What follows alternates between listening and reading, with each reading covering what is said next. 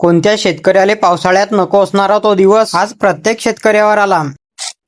तर नमस्कार मंडळी, सकाळी सकाळी मी वावरात आलो। पहिले तर मोटर चालू केली, दिलं मक्यामध्ये पाणी लावून। काऊन तर कधीचा काय आमच्याकडे पाऊसच नाही, त्याच्यानं पिकं अति प्रमाणात सोकावर आली। पहिलेच तर मा हे वावर हलक्या क्वालिटीचा आहे, पण आता पहा शेतकऱ्याला काय काय सहन करणं पडते। जरसा इकडे पुढे येऊन पाहत होतं, इकडे डुकरायनं मका मोडेल होता। आता कायच करसा, 2 दिवसाच्या अगोदर इकडे हा भुईमुंग उकरला होता। मग मी ना त्याला अशी चौफेर दोरी बांधून असे इकडे तिकडे बुजगावने लावले। आता भुईमुंग तर उकरून नाही राहिले, पण आता डुकरायनं मका मोडायला सुरुवात केली वा। आणि मक्याले पाणी चांगलं सुरळीत चालू होतं, पण अचानक लाईट गेली। काय तर रोज 6 तास लाईट असते, तेवढ्याच टाइमात किद्दारच लाईट जाते। आता शेतकऱ्याची जेवढी दुःख भरी कहाणी आहे, तेवढी सुकून भरी बी कहाणी आहे बरं। आता पहा लाईट गेली तर इकडे विहिरीजवळ आलो, मस्त ताज्या ताज्या मुंगाच्या शेंगा तोडून खाल्ल्या। आता यालेच तर म्हणता सुकून, लाईट काही येऊन नाही राहिलती। मग चवडीच्या शेंगा तोडून इकडे खात खात फेरफटका मारत आलो। आता हा पहा आपल्या चांगल्या काड्या जमिनीतला मका, आता हा तेवढा तर काही सोकावून नाही राहिला, पण तरी पाणी तर पाहिजेच ना। आता पाऊस कधी येते काय माहित। फटका मारून इकडे आलो तर लाईट येईल होती, पण फट्टी पोहोचायला चांगलाच टाइम लागते। चला म्हटलं तर लोक जेवण घेऊ करून। मग मस्त शेपूची भाजी आणि कांद्याची पात जेवणासोबत घेतलं तोंडीला आले। मग मस्त बेसन पोळीचं दबाकी जेवण केलं, जेवण झालं, आपली फट्टी पोहोचली। आता मी 12 वाजे लोक बारी देतो। चला तर मग आजच्यासाठी एवढंच, लवकरच भेटू एका नवीन ब्लॉग मध्ये। तर लोक तुम्ही घ्या फॉलो करून।